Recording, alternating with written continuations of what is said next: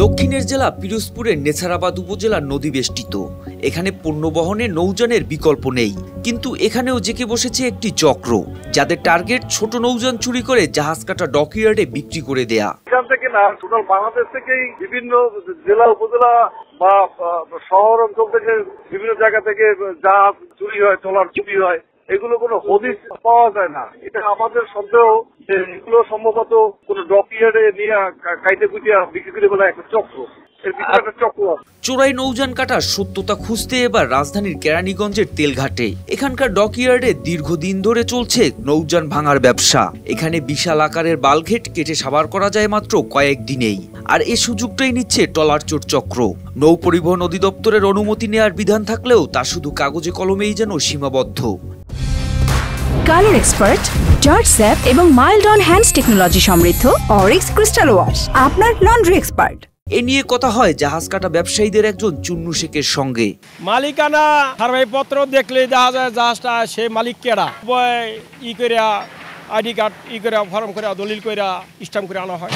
চুরাই কোনো জাহাজ না, ট্রলার চুরি করে বেঁচে দিয়ে একটা ট্রলার এরকম আছে দেশের ভিতরে। ট্রলার আইন না 2 টন 3 টন মাল হয়, 2 ঘন্টা 3 ঘন্টা কাটিয়ে এক রাত্রে কাটিয়ে আলা, সেগুলি হয়।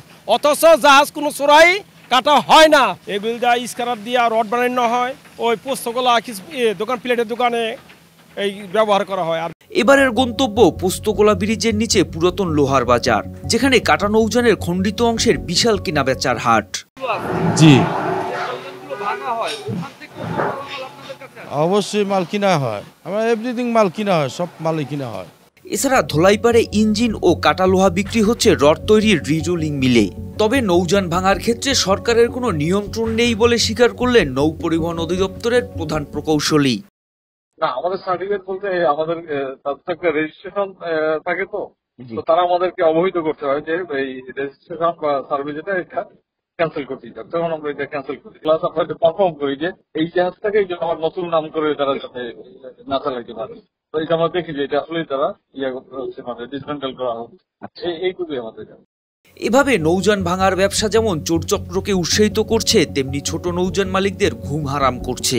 কঠোর নজরদারি ছাড়া এই বিশৃঙ্খলা বন্ধ করা কতটা সম্ভব, সেটাই এখন বড় প্রশ্ন। মোহাম্মদ সায়েম, RTV।